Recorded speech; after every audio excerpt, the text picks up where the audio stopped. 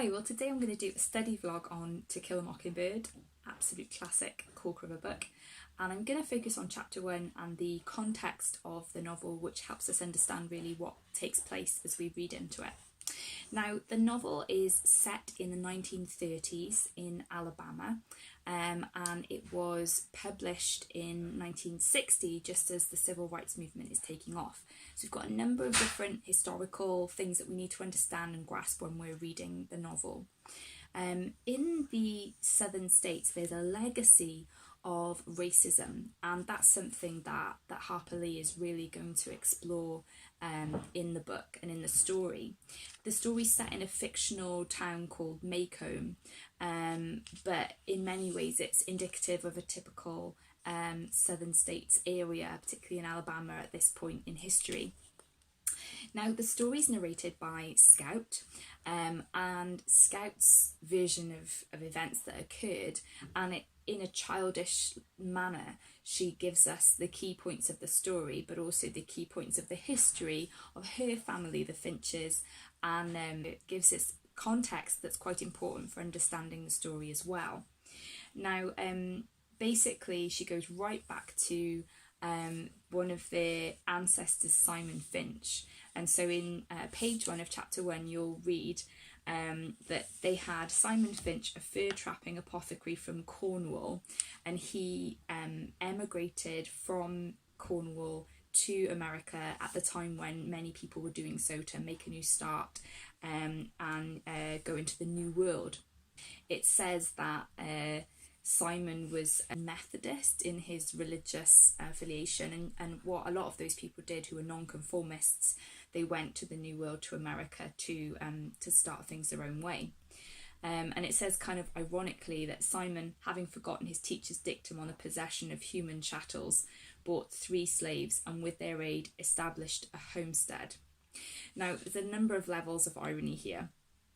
What the American government was trying to do was basically encourage people to settle, and so they said if you established a homestead, if you could get this patch of land and stay on it long enough to be self-sufficient, to grow your own crops, then that land would become yours.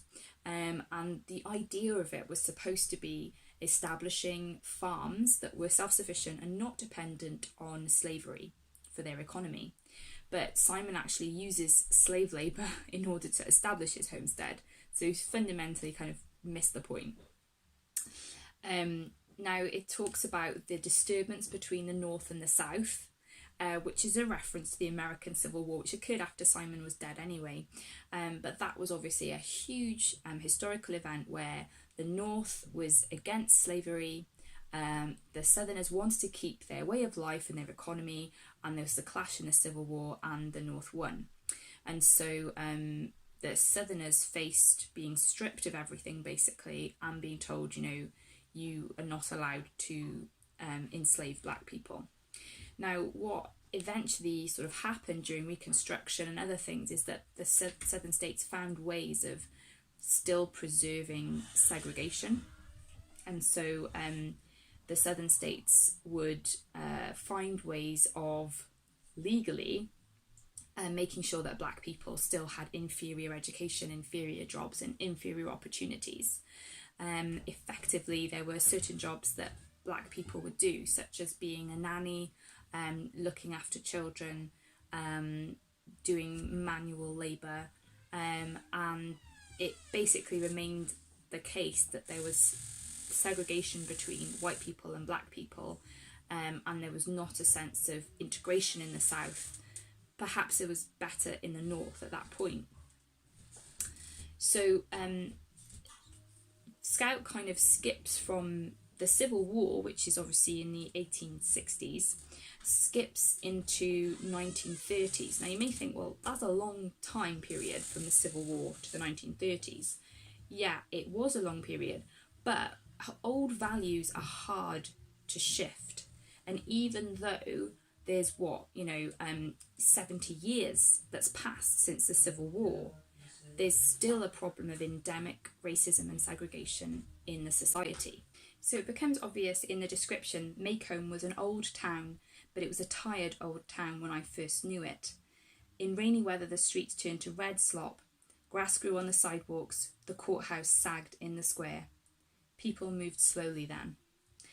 I think there's a sense there of those old values still lingering on, and there's an unwillingness to move on. Plus the fact that in the 1930s the Great Depression is going on and people are economically at their lowest as well.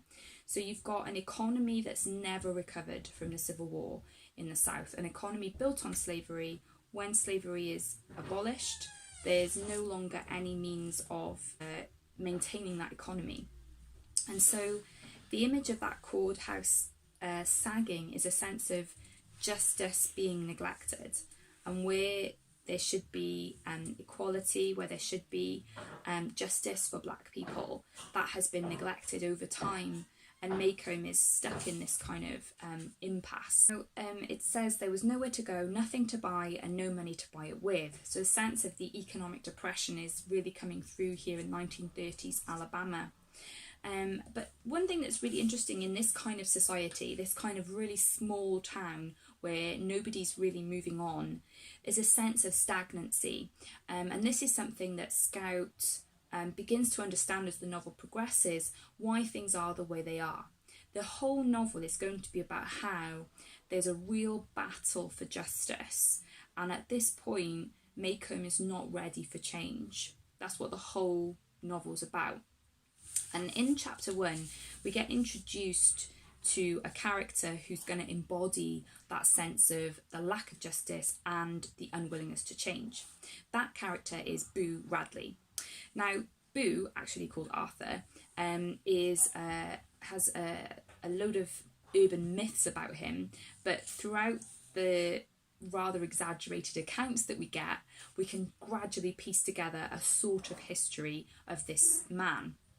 Basically, when he was younger, he was brought up very strictly in a very strict religious house by the Radleys, and he got in with the wrong crowd when he was a teenager, and they kind of acted a bit like a gang, drinking and gambling, and at one point they locked the beadle in the courthouse, and so Mr. Radley takes it upon himself to punish his son, and basically locks him up for 15 years.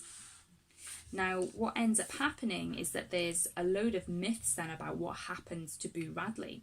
Nobody sees him for 15 years, but then there's an incident which is when he is about 30, an incident where apparently he drives a pair of scissors into his parents' leg. But because there's all the sense of gossip around this incident, we don't exactly know what exactly happened. All we know is that Boo has to stay in the house and is virtually a prisoner. And when his father dies, his brother comes and basically just takes over, and the cycle of oppression continues. Now, what this tells us is several things. First of all, the sense of unforgiveness. If you commit one wrong act, that is it. You know, there's no redemption from that. When you live in a small town, everyone's going to remember that one thing you did wrong for the rest of your life.